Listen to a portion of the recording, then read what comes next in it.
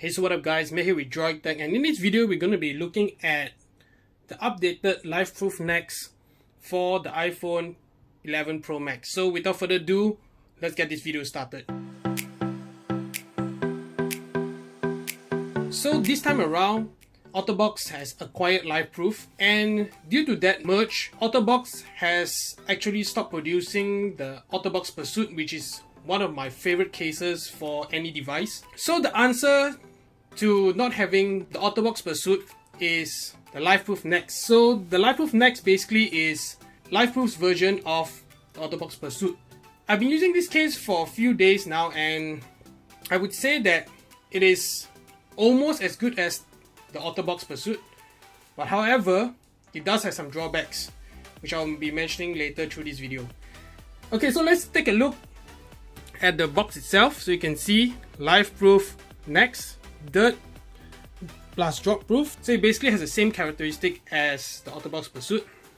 So you can see survives drops from 2 meters, blocks dirt, dust, snow and debris. So you can see this is for the 11 Pro Max, because they do make it for the 11 Pro and the 11 as well.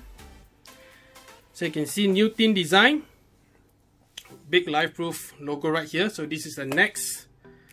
You can see this is basically the same highlights of the case as what we went through in front. So I wanted to give a big shout out to life-proof Malaysia for sending me out a review unit to test and also give you my honest opinion. So let's take out the case from the package. Very easy to take off. So inside this box you do get a microfiber cleaning cloth as well. So that's about it. Okay, so let's put the package to the side. Let's take a look at the case. I don't have a sample of the OtterBox Pursuit right now with me, but I wish I had, so I could have shown you a comparison. But anyways, okay, let's take a look at the back portion of this case. You can see there's actually a rubber gasket going around the camera lens to prevent dust and debris from getting into the back of the clear case, because you know clear cases do attract a lot of dust. Also, the sides here are actually silicone, or TPU I should say, so it helps absorb impact when you do drop your phone. I do like the toggle here for your mute and ring switch. This is something I like over the OtterBox Pursuit, because OtterBox Pursuit does not have this. Okay, what else do we have? The bottom has some mesh to prevent dust from getting in. This is not a waterproof case, however, because they haven't come up with the life-proof fray yet, but I would be getting my hands on that when it does come into the market. Okay, so you can see this nice clear back. As you know, with all clear backs, they do scratch up. Let's take a look at the front portion of this case. You can see right here, there's actually a gasket running around the screen portion, so to prevent any dust from getting into the phone itself. So it's basically just something that goes over the phone. Very straightforward, easy to install. Okay, so let's install the phone in this case, shall we? So it's very simple. I like to go bottoms first. That's my style of installing the phone in this type of cases. See, very simple. Better to check if the toggle switch is working. You can see it's working fine.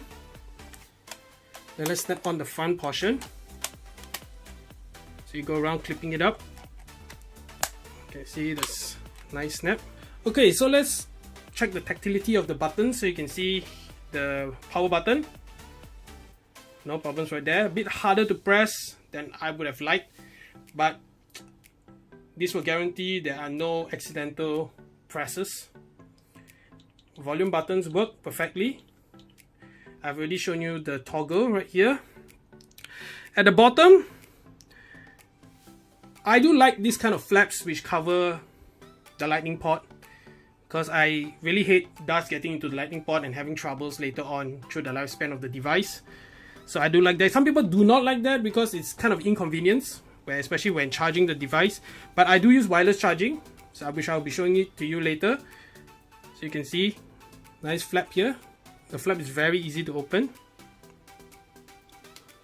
You can see the cutouts for the mic as well as for the speaker. So on the back, you can see there's a generous cutout for your camera.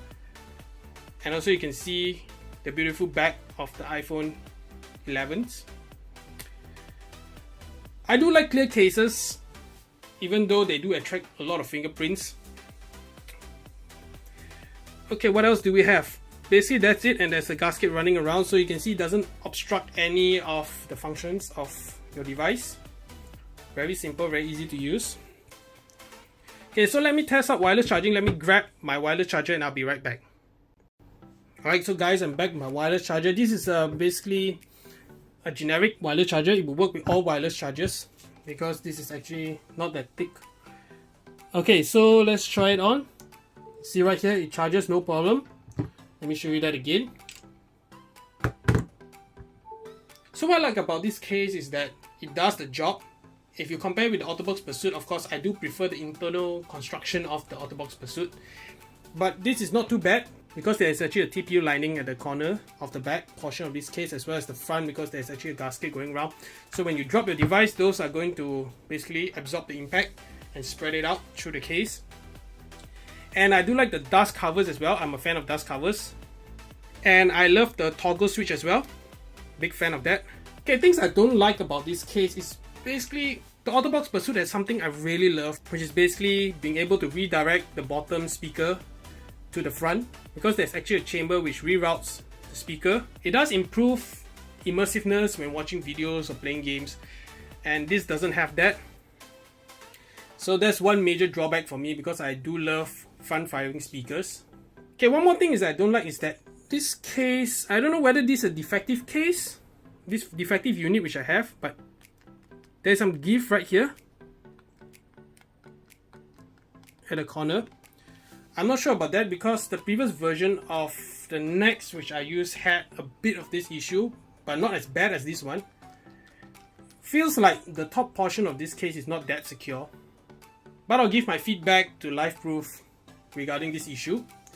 And one more thing is that the buttons on this case are pretty hard to press. Yes, of course, you won't get accidental touches, but it's pretty hard, and you know the design of this rubber strip is basically very thin, so it actually digs into your finger when you press.